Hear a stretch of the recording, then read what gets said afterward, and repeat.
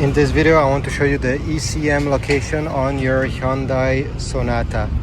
So what you need to do is to open the hood, and once you open the hood, this is where the battery is usually located. You're gonna go up, and right over here, this is where the ECM is located. You see, these are the two cables.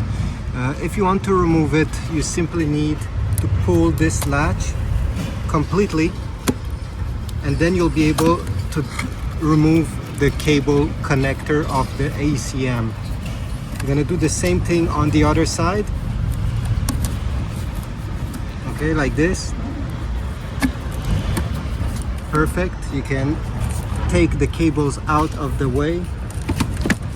And now to remove the ECM, you'll need a 10mm socket. You're gonna have 4 bolts. One here, one over here,